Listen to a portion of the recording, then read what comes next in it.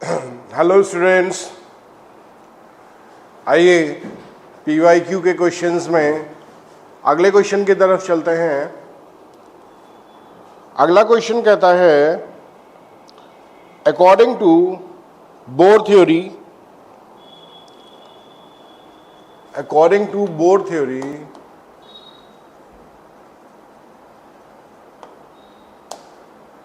according to Bohr theory,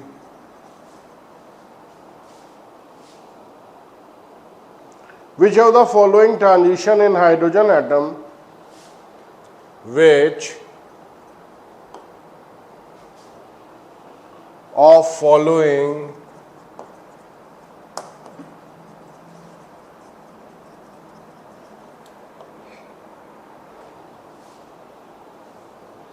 transition in hydrogen atom, transitions in hydrogen atom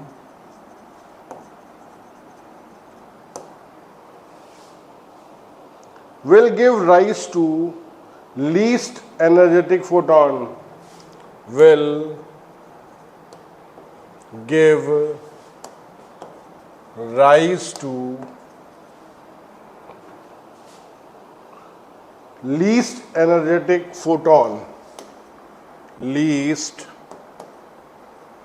energetic photons.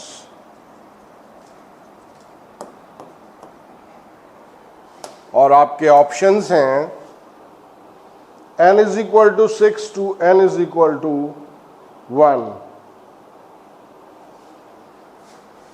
n is equal to 6 to n is equal to 1, n is equal to 5 to n is equal to 4, n is equal to 6 to n is equal to 5 और n is equal to 5 to n is equal to 3।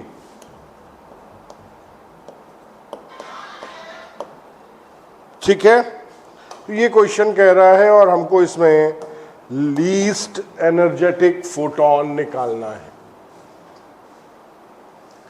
Least का मतलब सबसे कम energy वाला photon, यानी वो transition जिसमें सबसे ज्यादा वेवलेंथ हमको मिल रही हो। अब इसमें 6th से 1st है, 5th to 4th है, 6th to 5th है, 5th to 3rd है।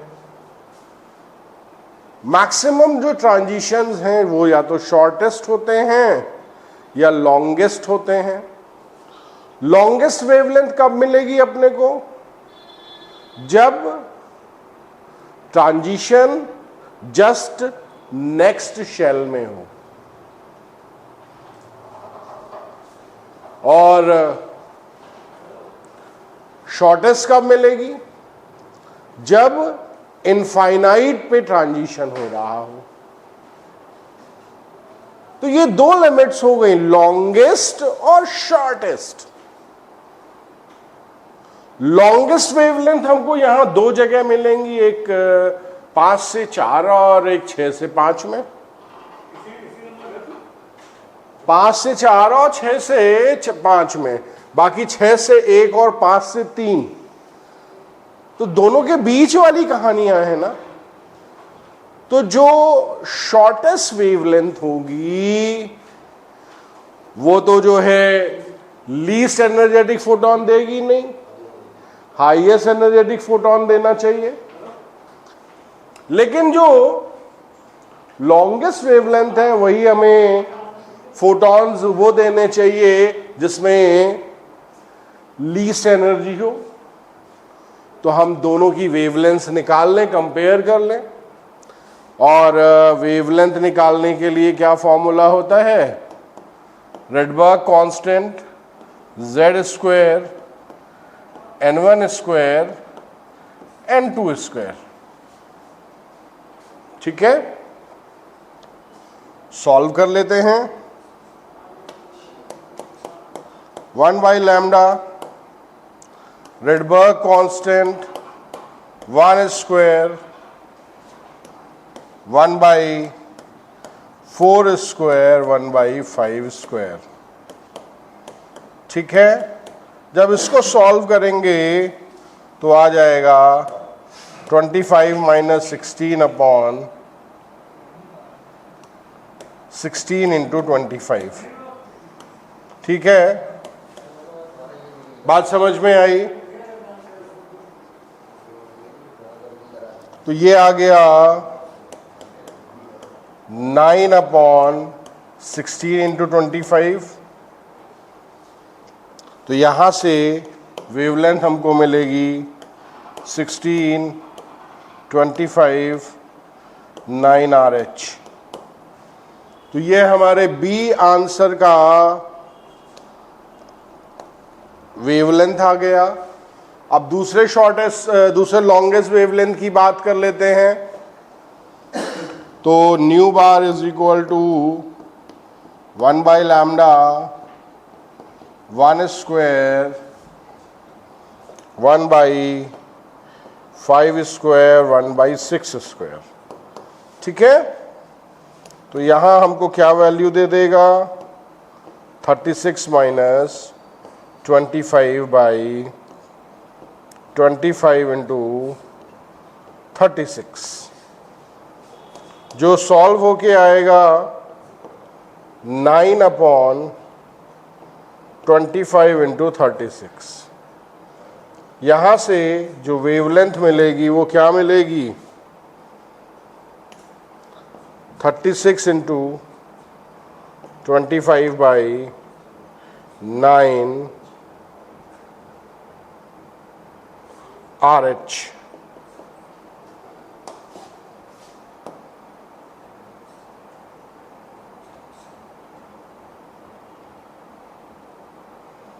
ठीक है,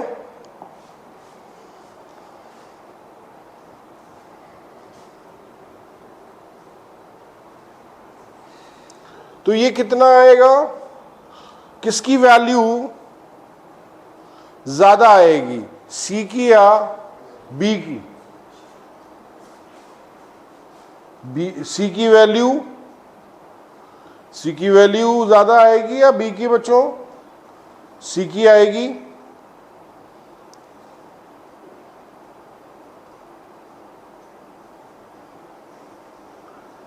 बी की आएगी, सॉरी, बी की आएगी। ये आपका 100 बाई 100 RH आ गया, और ये उससे ज्यादा। कैलकुलेट ही कर लेते हैं पूरी वैल्यू।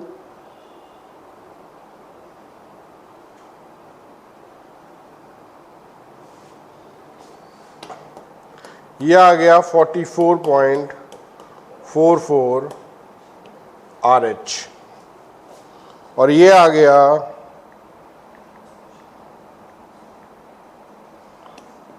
100 RH। तो इसकी वैल्यू कम है, इसकी ज्यादा है। इसका मतलब जिस वेवलेंथ की वैल्यू ज्यादा होगी, जिस वेवलेंथ की वैल्यू ज्यादा होगी, उसका लीस्ट एनर्जेटिक फोटोन होगा, क्योंकि जो एनर्जी ऑफ फोटोन होता है वो SE बाई लैम्डा होता है। ठीक है, तो इसका मतलब है जो सी ऑप्शन है वो हमारा सही होगा। जो सी ऑप्शन है वो हमारा सही होगा। ये था हमारा नेक्स्ट क्वेश्चन आज का। आइए अब अगले सवाल की तरफ चलते हैं। In hydrogen spectrum third line from the red end correspond to which of the following inner orbit jumps? In hydrogen spectrum, in hydrogen spectrum, the third line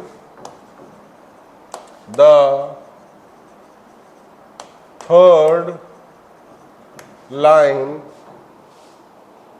from the red end, from the red end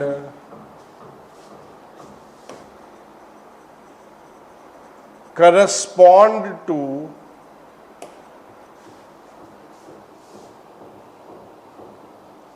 which of the following inner orbit jump? Which of the following inner orbit jump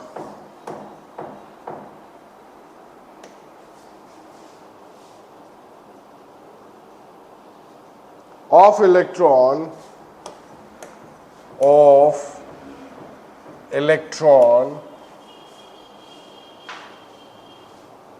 for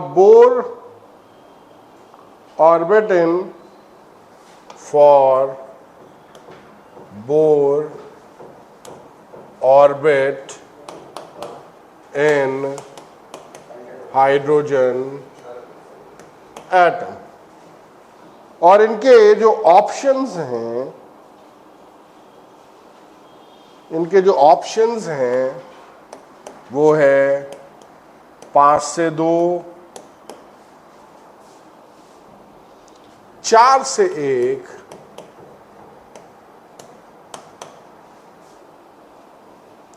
2 से 5 और 3 से 2।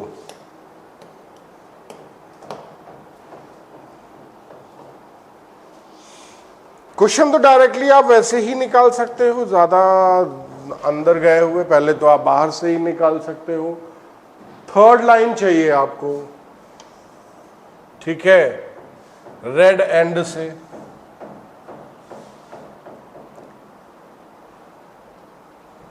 Red and का मतलब क्या हो गया? Visible spectrum. और visible spectrum किसमें मिलता है? विजिबल स्पेक्ट्रम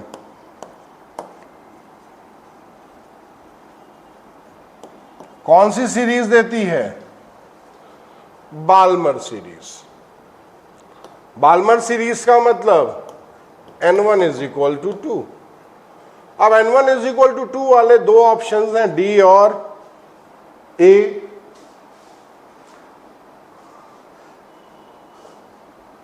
जब आप ट्रांजिशंस की बात करते हो तो लाइमन सीरीज अल्ट्रावायलेट रीजन में मिलता है,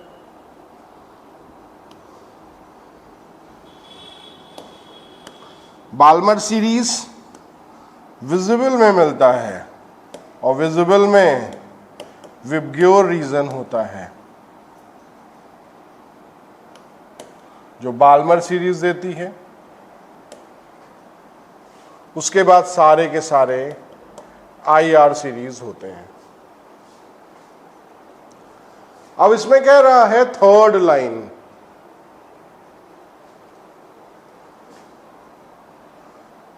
थर्ड लाइन आ रही है तो हाइड्रोजन स्पेक्ट्रम में ये फर्स्ट शेल हो गई, ये सेकंड शेल हो गई, ये थर्ड शेल हो गई, ये फोर्थ शेल हो गई, ये फिफ्थ शेल हो गई।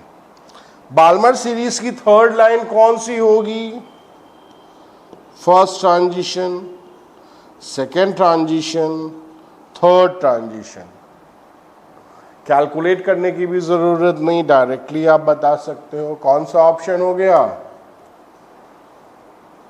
फिफ्थ टू सेकेंड, ठीक है।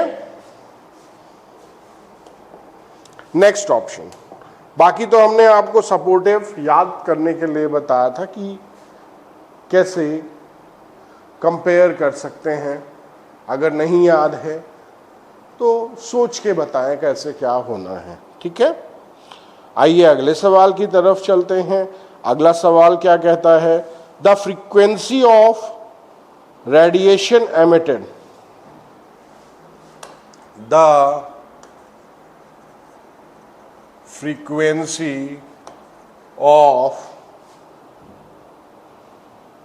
radiation emitted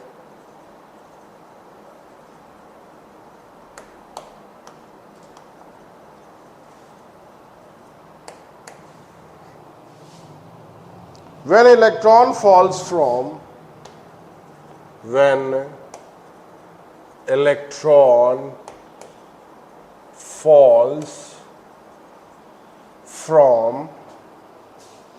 n is equal to 4 to n is equal to 1. n is equal to 4 to n is equal to 1 n hydrogen atom.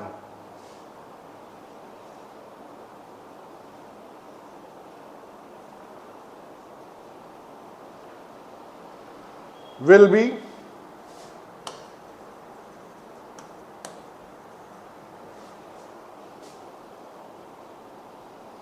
साथ में दिया हुआ है आयोनाइजेशन एनर्जी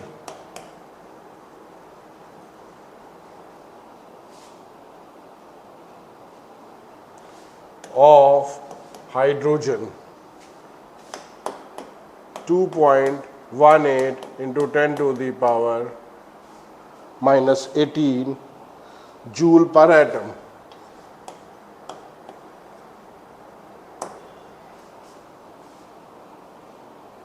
बाकी H की वैल्यू दी गई है जो आपको पता है 6.626 into 10 to the power minus 34 joule second.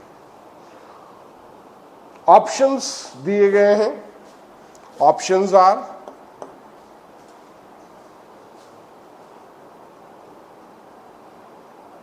(1.54 into 10 to the power 15), 1.54 into 10 to the power 15,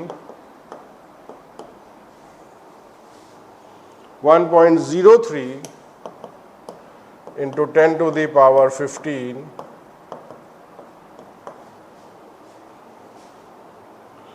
3.08 into 10 to the power 15 और 3 into 10 to the power 15. तो ये ऑप्शन दिए गए हैं और आपको निकालनी है फ्रीक्वेंसी. क्या निकालनी है? फ्रीक्वेंसी. ट्रांजिशन हो रहा है बेटा, तो यहां से हमको वेव नंबर मिल जाएगा यानी 1/λ. ठीक है, यहां से हमको क्या मिल जाएगा? 1/λ मिल जाएगा.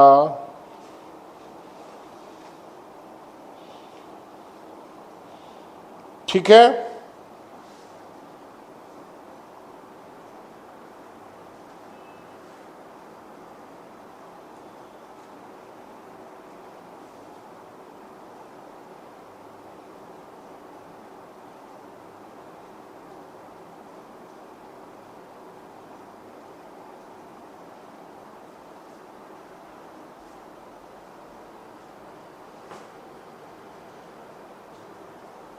One by lambda is equal to 2.18 into 10 to the power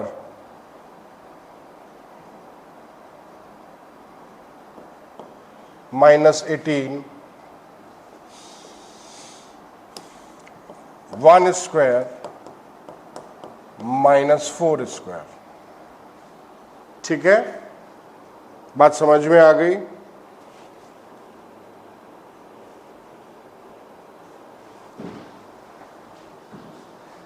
ये कितना आया?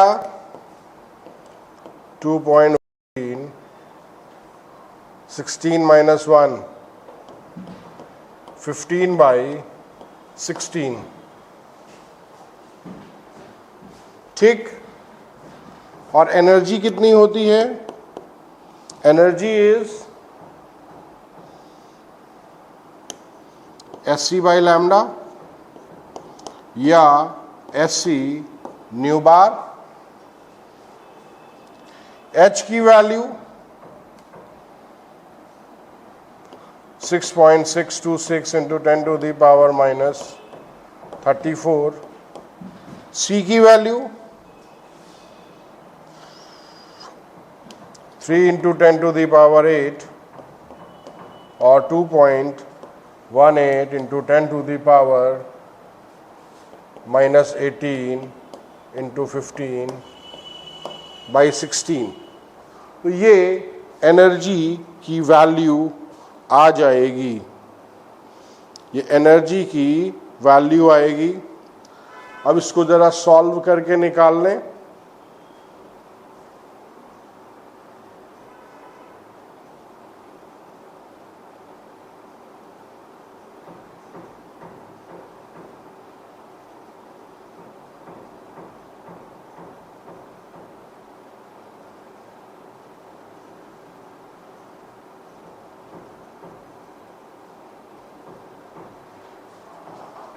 ठीक है,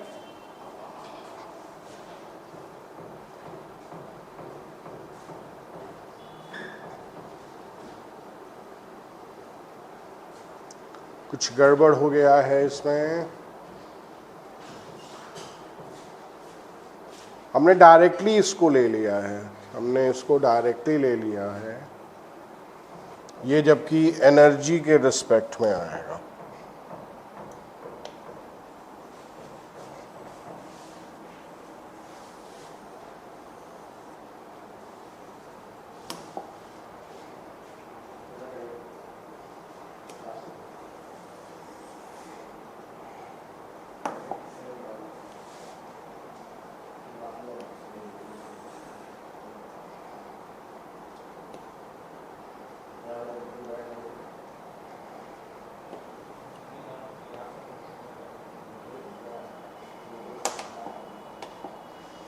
तो जब इसको हम लोग सॉल्व करेंगे तो ये 2.18 into 10 to the power -18 1/1 square 1/4 square यानी 2.18 इंटू 15/16।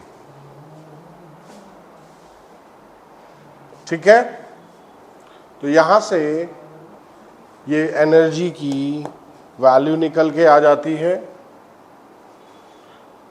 सॉल्व करने पे ये आएगी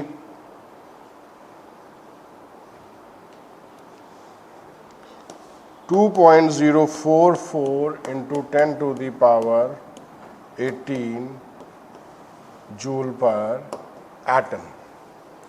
और दूसरा आपको उसमें आयोनाइजेशन एनर्जी दिया हुआ है। क्या दिया हुआ है? आयोनाइजेशन एनर्जी दिया हुआ है। आयोनाइजेशन एनर्जी का मतलब E infinite minus En, E infinite minus En, जिसकी वैल्यू है 2.18 into 10 to the power -18 joule per atom. ठीक है, बात समझ में आ गई।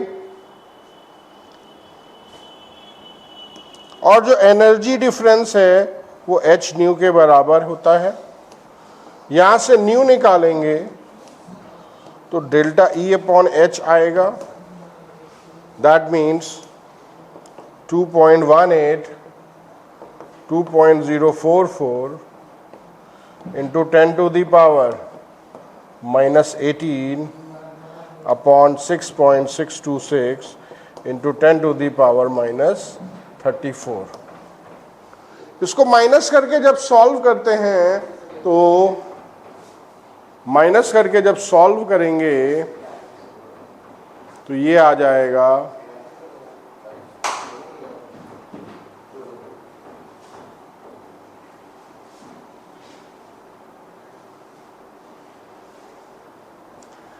3.085 into 10 to the power 15। That means ये तीसरा आंसर आएगा। दैट मीन्स ये अगले सवाल की तरफ चलते हैं बच्चों। अगला सवाल कहता है radius of which of the following orbit is same as that of first Bohr orbit of hydrogen atom? The radius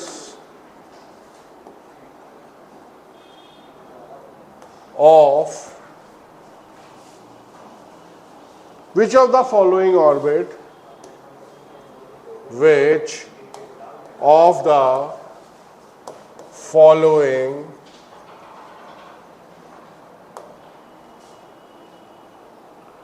orbit is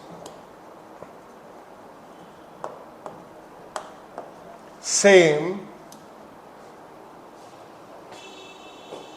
as that of first Bohr orbit, as that of first Bohr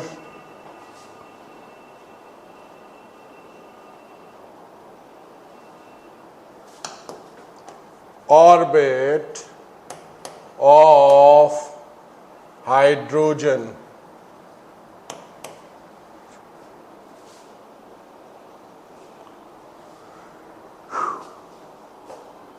Helium ion,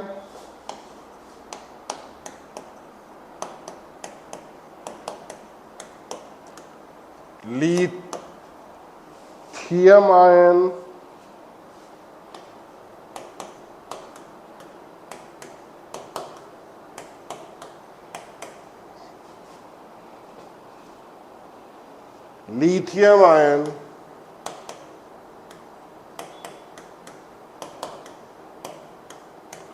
और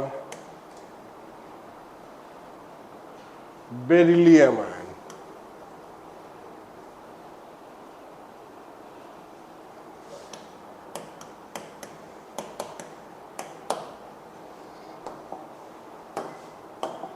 ठीक, किसकी radius hydrogen atom की radius के corresponding होगी?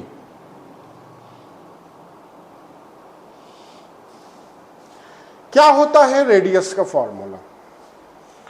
What is the formula of radius? Radius of nth orbit is 0.529 n square by z angstroms. nth orbit का ये formula होता है बच्चों। अब कह रहा है हाइड्रोजन के फर्स्ट एटम के बराबर किसकी रेडियस होगी?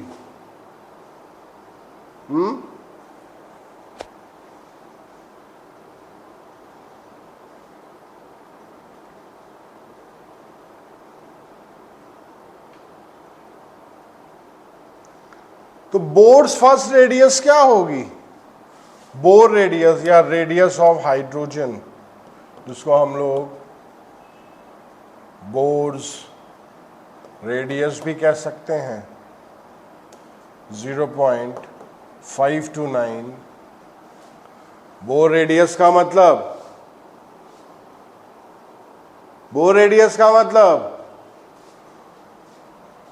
Z1 होता ही है, N भी 1 रहेगा, दैट मीन्स 0.529 एंगस्ट्रॉम। अब इनमें से किसकी वैल्यू बराबर आएगी? किसकी वैल्यू बेटा आएगी? ये दोनों कैंसिल किस में हो जाएगा? Which will be cancelled। चलो हीलियम के लिए निकालें। हीलियम के लिए क्या हो जाएगा? 0.529, n की वैल्यू है 2 का स्क्वायर, z होता है 2, कैंसिल होगा?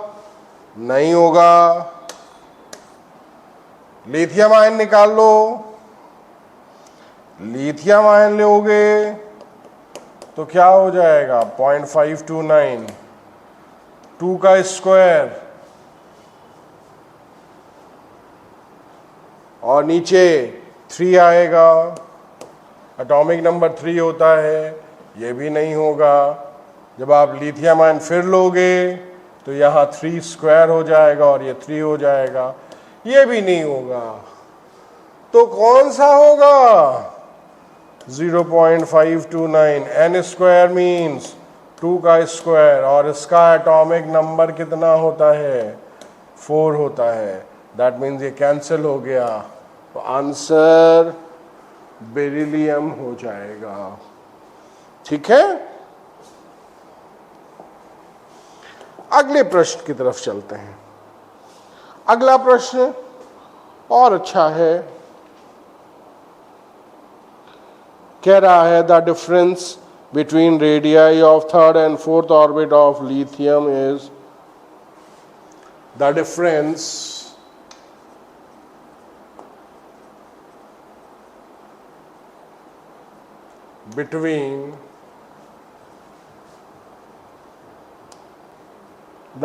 between radii of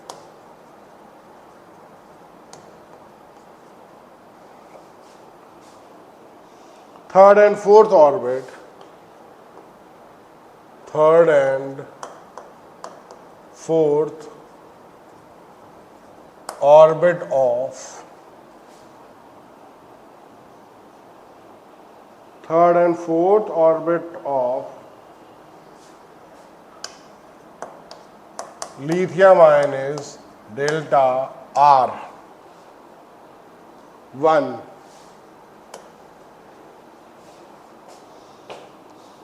The difference between radii of third and fourth orbit of helium ion is the difference between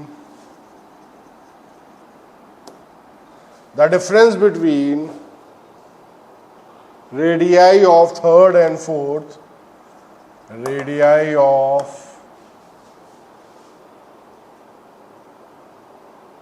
third and fourth orbit of third and fourth orbits of helium ion is delta R2.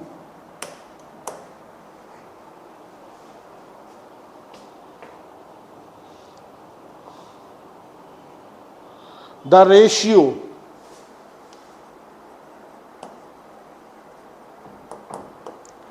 delta R1 delta R2 is, you need to find the ratio. अब आपको ratio निकालना है lithium ion और इनका, 2:3, 2:3, 3:8,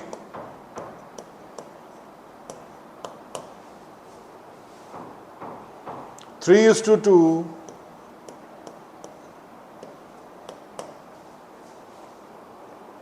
8:3।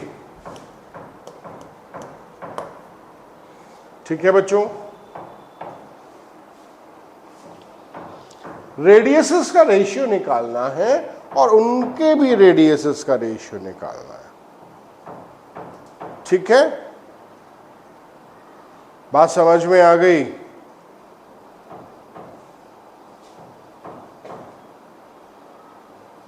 तो क्या करें? Radius का क्या फॉर्मूला होता है? Radius of nth orbit is 529 n square by z A not. चलो पहला निकाल लेते हैं। Delta R1 is equal to 0.529, ठीक। Z की वैल्यू क्या है? हाइड्रोजन, हीलियम, लिथियम 3, और N 4 means 16, 3 means 9. That means 0.529 into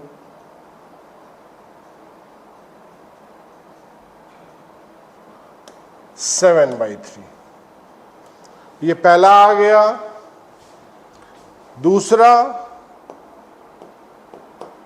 0.529, Z कितना है हीलियम का 2 है, और यहां पर भी 16 माइनस 9 होगा। ठीक है, ये आ जाएगा 0.529 इंटू 7/2। अब दोनों का रेशियो ले लो, क्या आएगा? Delta R1 upon delta R2। R1 है 0.529 इंटू 7/3, और ये कितना है 0.529 इंटू 7/2, तो क्या बचेगा 2/3। क्या बचेगा 2/3। ठीक है, क्लियर हो गई बात? अब आते हैं अगले सवाल की तरफ।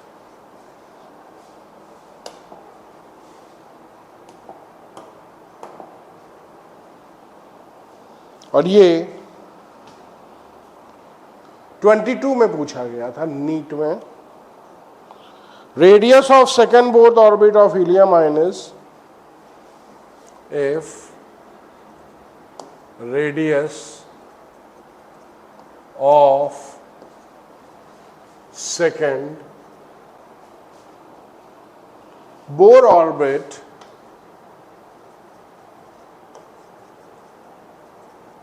of helium ion is 105.8 picometer.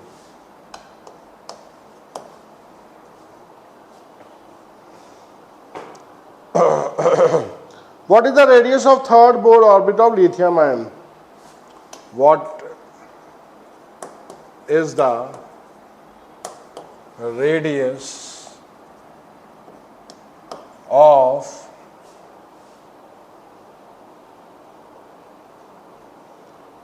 radius of third Bohr orbit? Third Bohr orbit of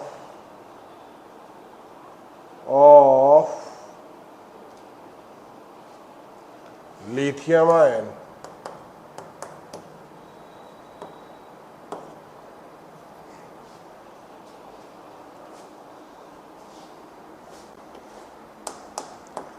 — 158.7 picometers,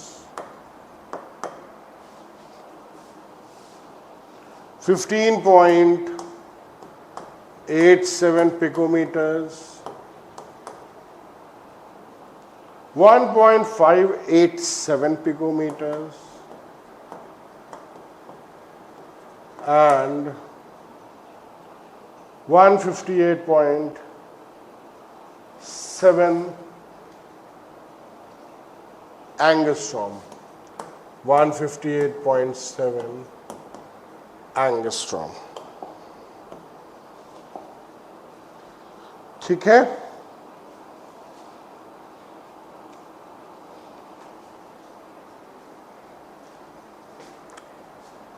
कह रहा है रेडियस का फॉर्मूला एक बार फिर से लिख लो।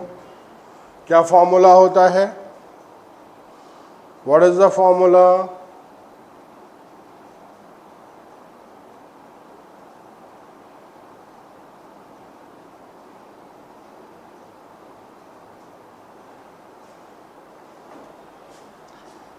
(0.529 n square by z angstrom.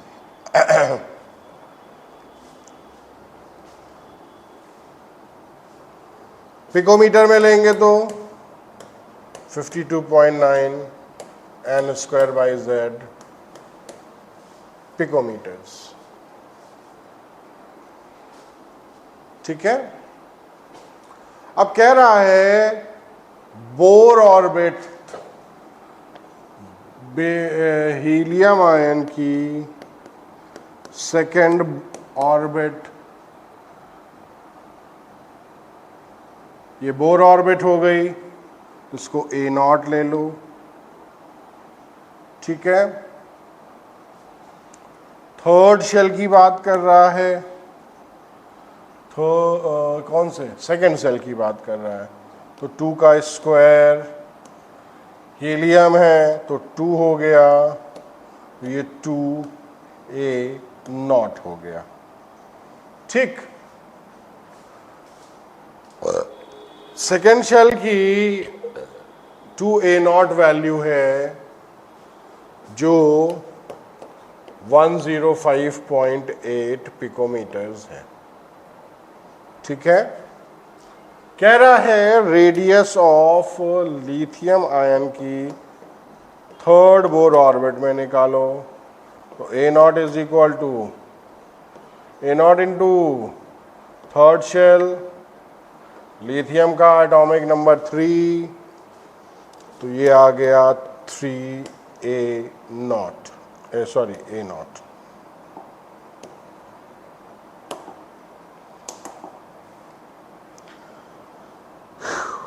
तो हमको ये निकालना है ए नॉट की वैल्यू क्या है, यहां से उठा के रख दो, तो 3/2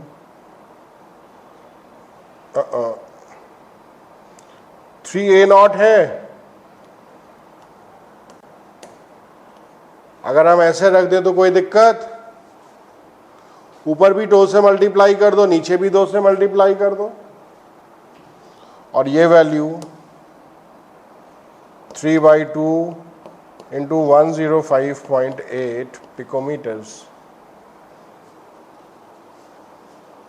ठीक है। बात समझ में आ गई। मल्टीप्लाई करेंगे तो कितना आएगा, 1.5 से मल्टीप्लाई करो,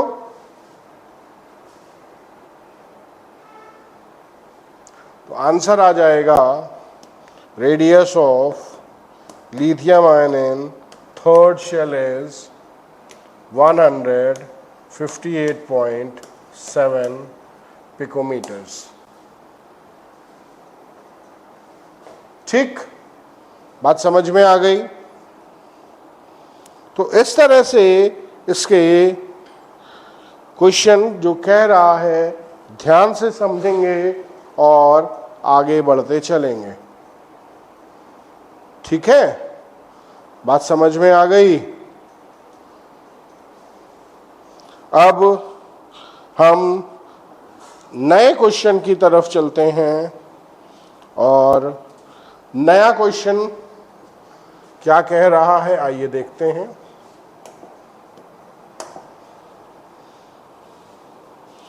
नया क्वेश्चन है ratio of area covered by second orbital to first orbital is the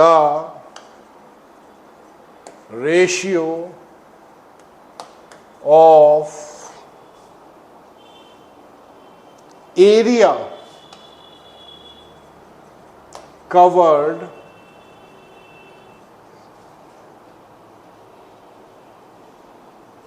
by second orbit by second orbital to second orbital to first orbital is first orbital is 1:1,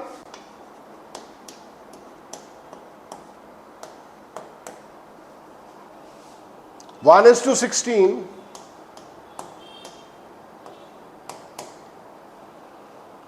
8:1, 16:1, ठीक। बात समझ में आ गई। हमको क्या निकालना है, कवर्ड एरिया निकालना है ऑर्बिटल्स का।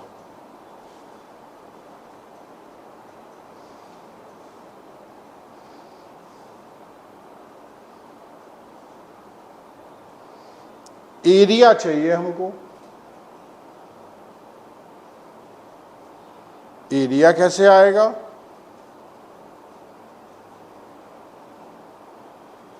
एरिया रेडियस से आएगा। एरिया किससे आएगा? रेडियस से। सर्कल है ना, एरिया निकालना है। Area is pi R square. अब सेकंड और फर्स्ट का निकालना है, तो radius proportional to N square by Z होता है। प्रोपोर्शनल कांस्टेंट हटा दें 0.0529 को। रेडियस की जगह हमें एन चाहिए, तो रेडियस और एन में क्या रिलेशन हो जाएगा? एरिया के लिए, यानी रेडियस एन स्क्वायर है तो एरिया क्या हो जाएगा? Proportional to N to the power 4 हो जाएगा। अब हमें सेकंड टू फर्स्ट निकालना। Area second, area first, N2 और N1।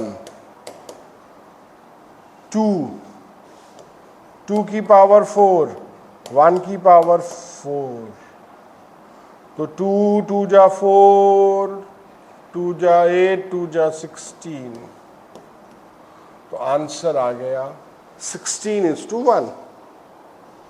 आंसर आ गया 16:1। ठीक,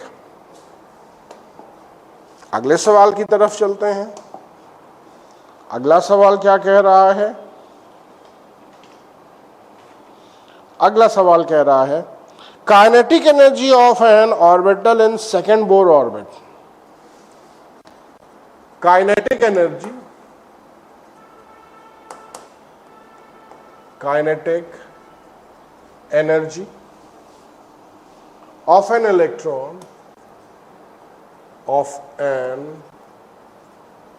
electron in second Bohr orbit, in second Bohr orbit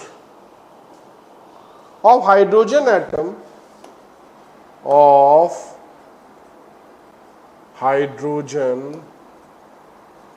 atom is A naught।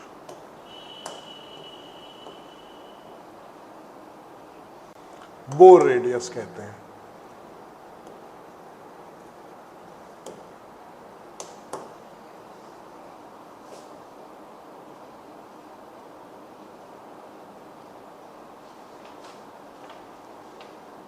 तो काइनेटिक एनर्जी अपने को निकालना है सेकेंड बोर्ड ऑर्बिट की। क्या होगी? ऑप्शंस दिए गए हैं h²/4π² m a naught square, h²/4π² m a naught square. दूसरा ऑप्शन दिया गया है h² 16 pi square m a naught square. तीसरा ऑप्शन दिया हुआ है h²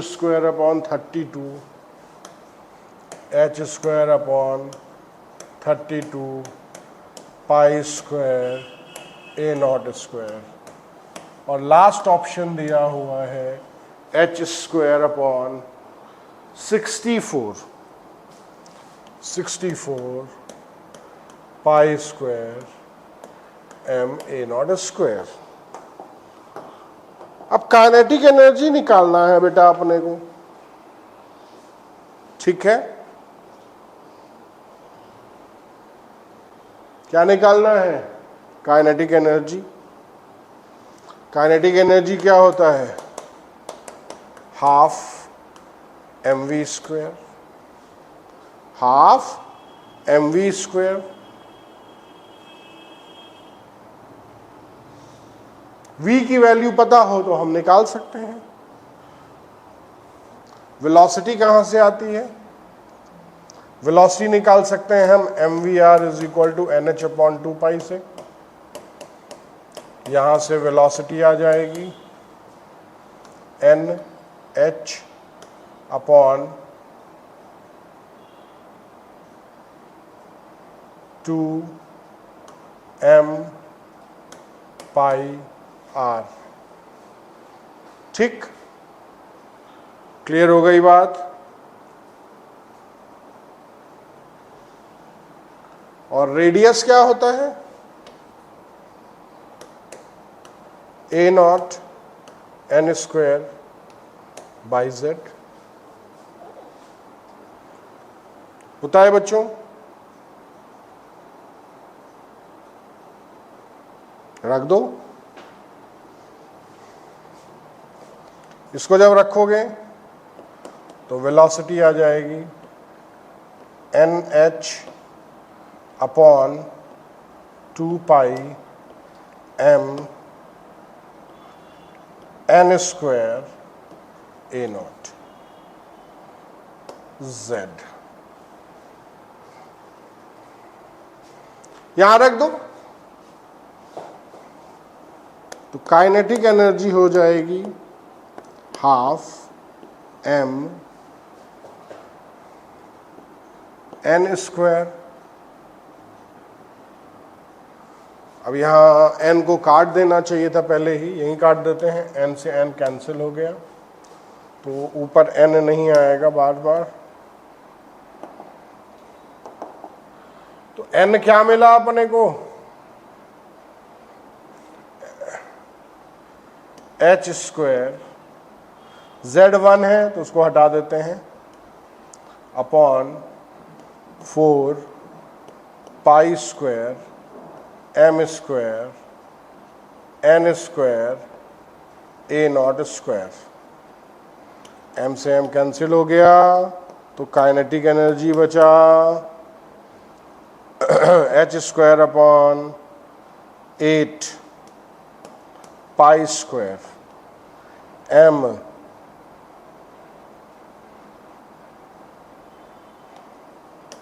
a naught square n square.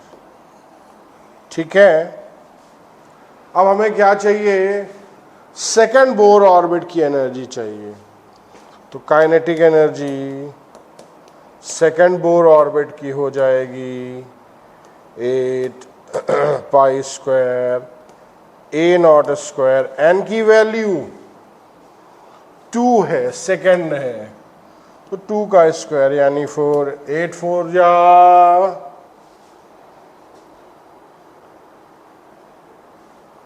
8 4 जा 32, so 32 pi square a naught square. आ गई बात समझ में? हमें बेटा काइनेटिक एनर्जी निकालनी है। काइनेटिक एनर्जी का फॉर्मूला आपने को पता है, वो हाफ mv स्क्वायर होता है, और उसके लिए वेलोसिटी चाहिए। वेलोसिटी का ये तो फॉर्मूला लगा दो, लेकिन अब पूरी वैल्यू तो शायद याद रहती नहीं है, ऐसे वैल्यू जो न्यूमेरिक फॉर्म में है वही आप याद रखते होंगे। तो पूरी वैल्यू के लिए हम क्या करें?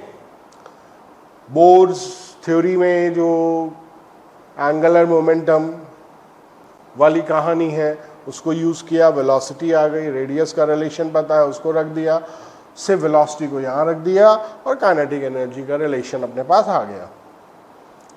बस वहाँ n की वैल्यू रख के सॉल्व कर दिया। ठीक है, आइए अब अगले प्रश्न की तरफ चलते हैं। जितने ज़्यादा बेटा सवाल लगाओगे उतना ज़्यादा और आपको क्लियरेंस हो जाएगा कि कैसे सवाल मिलेंगे। और अभी तो एक बार देख के सोचना पड़ता है कुछ सवालों में, और वैसे लगाओगे तो सोचना नहीं पड़ेगा।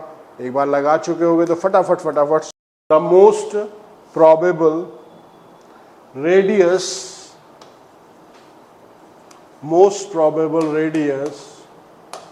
in picometer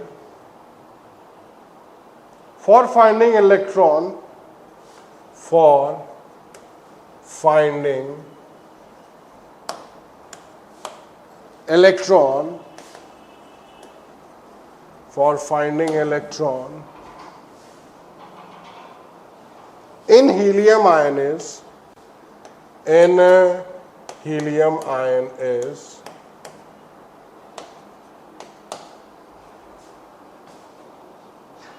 0.0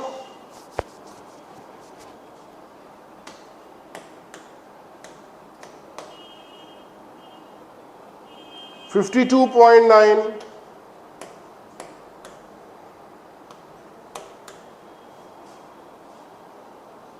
26.5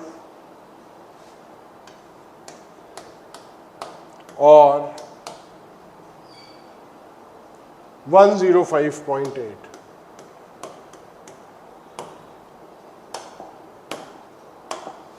ये आंसर बताना है, रेडियस बताना है हीलियम आयन का क्या होगा। बहुत आसान सवाल है।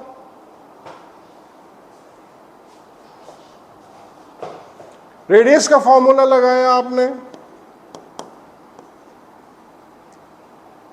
पिकोमीटर में है, पिकोमीटर में ले लो,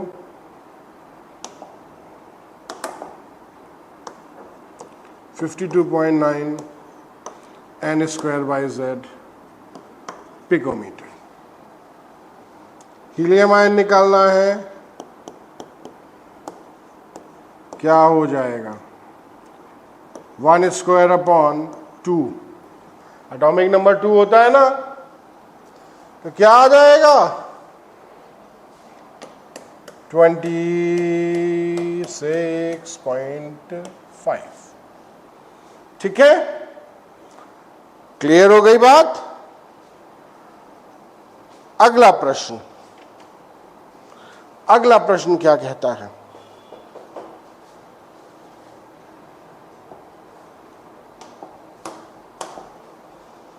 अगला प्रश्न कहता है if delta is energy emitted, if delta E is energy emitted,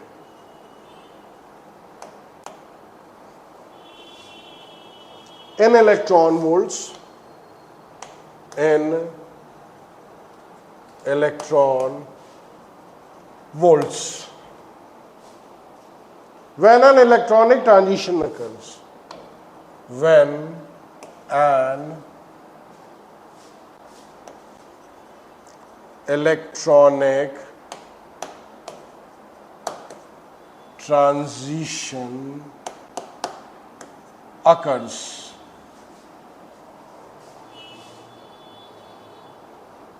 from higher energy level, from higher energy level to lower energy level, to lower energy level in hydrogen atom, in hydrogen atom.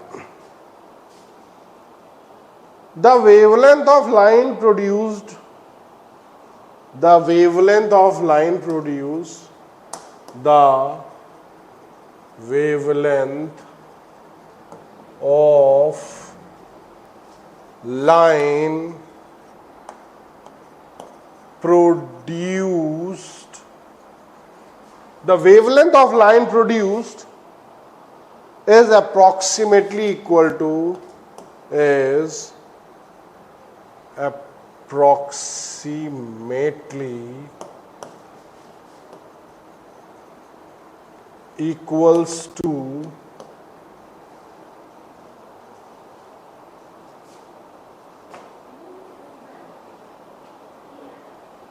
19800, 19800 delta E,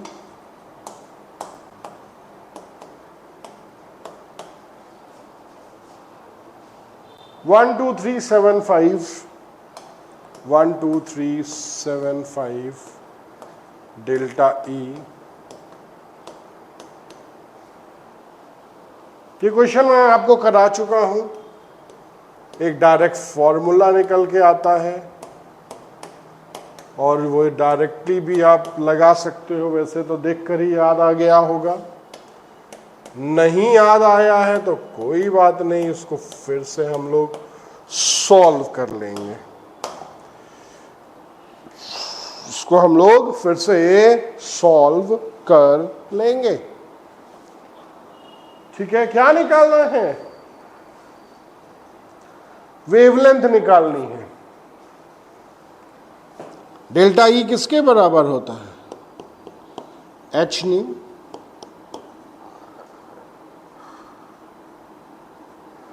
या H C nu bar या S C lambda. बेटा लैम्डा निकालना है अपने को, तो हमने बताया था S C by delta E हो जाएगा, और एच सी की वैल्यू, एच सी की वैल्यू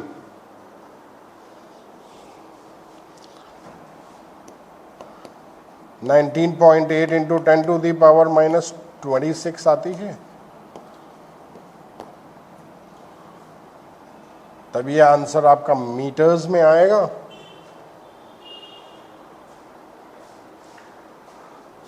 लेकिन ये जूल में है और ये इलेक्ट्रॉन वोल्ट में है, इसको भी जूल में करना पड़ेगा ना। ये मीटर में तब आता जब ऊपर भी यूनिट सेम होती, नीचे भी सेम होती। ऊपर जूल्स में है, नीचे इलेक्ट्रॉन वोल्ट्स में है। तो क्या करेंगे अपन?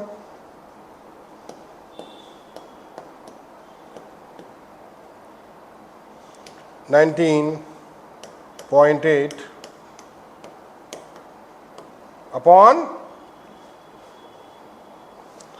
1.6 into 10 to the power minus 19 delta ई।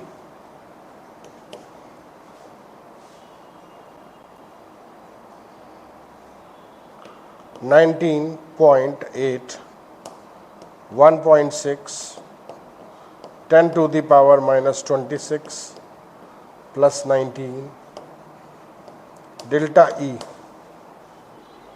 ठीक है, क्लियर हो गई बात?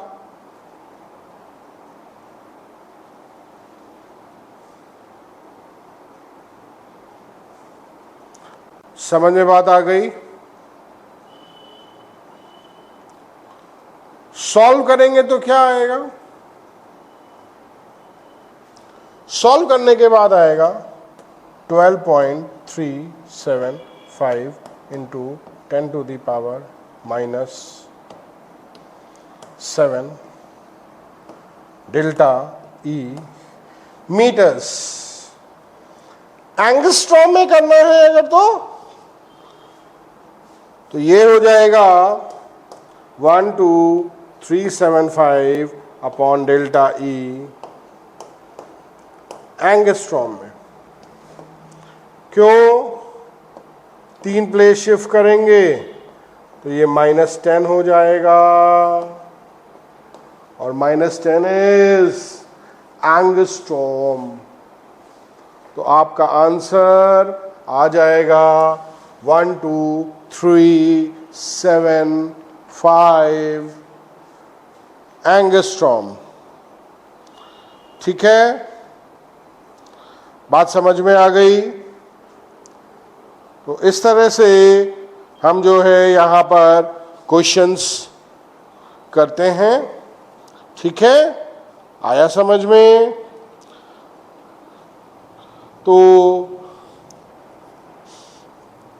ये यहाँ पर क्वेश्चन ये हुआ। आइए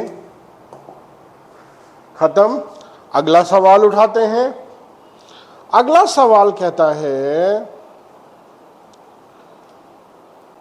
if R H represent Rydberg constant, if RH represents Rydberg constant, then energy of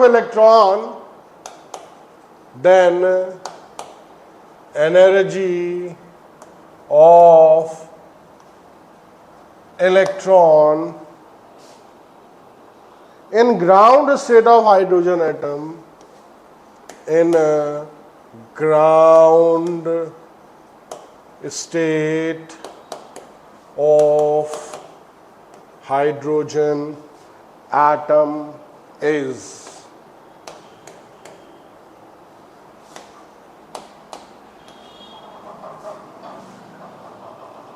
minus Sc by RH minus Sc by RH। इसका दूसरा ऑप्शन है 1 upon minus 1 upon RH CH। तीसरा ऑप्शन है माइनस RH CH और चौथा option है minus RCH।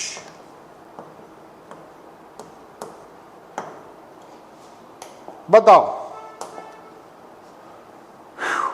Energy निकालनी है बच्चों, क्या होगी एनर्जी?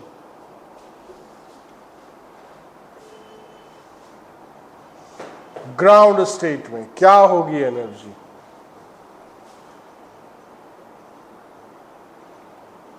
बोलो।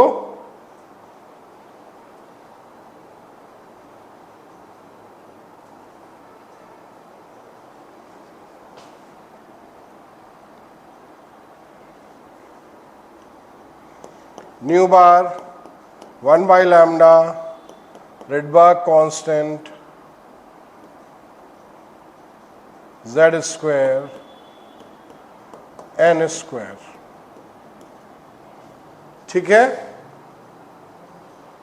होता है।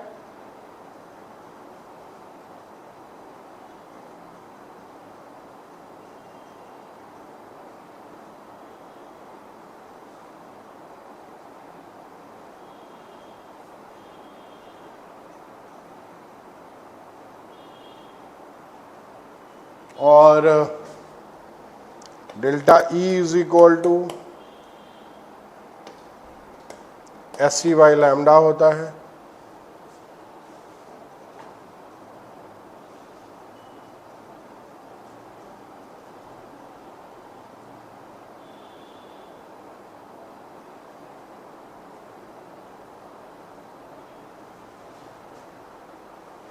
ग्राउंड स्टेट में हमें एनर्जी निकालनी है, यानी En1 निकालना है हमको, E1 निकालना है।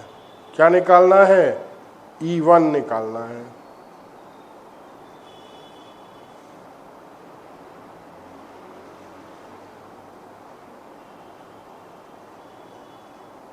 कैसे निकलेगा?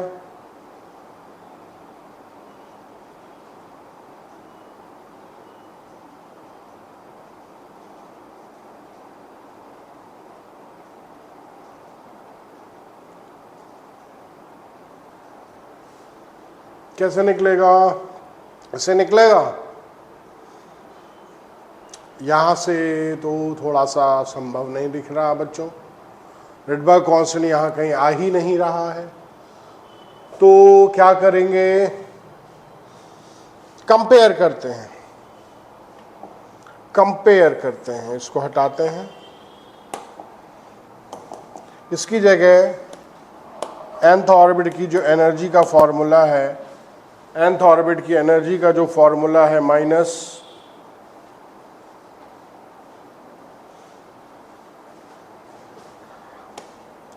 To pi square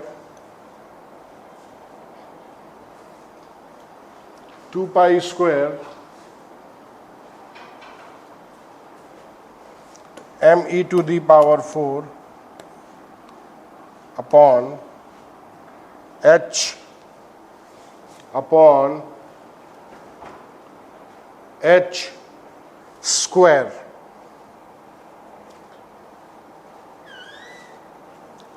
delta E के रिगार्डिंग निकालें हम इसको। Delta E is equal to 2 pi square M E to the power 4 upon H square, H square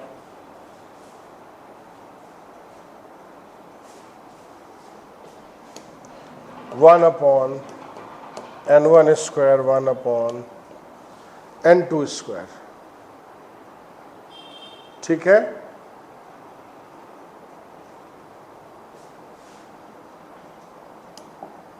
इसको हटा दो, 1 है।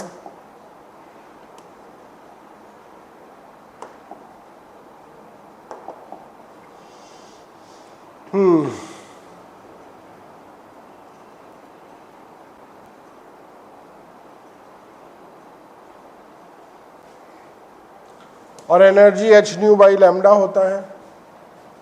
एनर्जी की जगह हम एच सी न्यू बार लिख सकते हैं।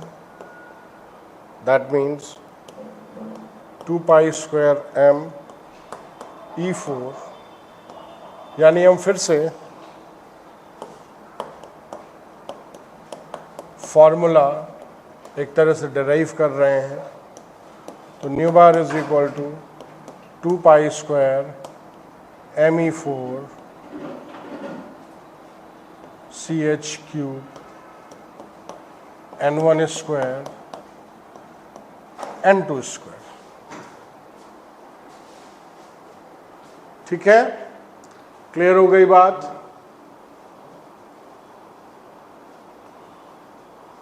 तो रेडबर्ग कांस्टेंट की वैल्यू क्या आ गई?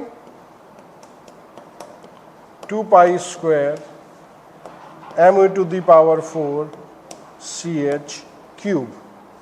इन दोनों को कंपेयर करने के बाद में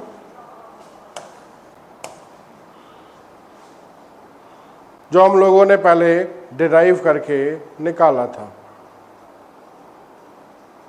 और एनर्जी का क्या फॉर्मूला होता है? एनर्जी का क्या फॉर्मूला होता है? ये फॉर्मूला होता है एनर्जी का। ठीक है, दोनों को कंपेयर कर लो, दोनों को कंपेयर कर लो। जब कंपेयर करेंगे फर्स्ट ऑर्बिट में जो एनर्जी होगी, तो ये पूरी वैल्यू यहाँ पर लेंगे तो आर एच के बराबर होगी 2 pi square M E to the power 4 upon H square.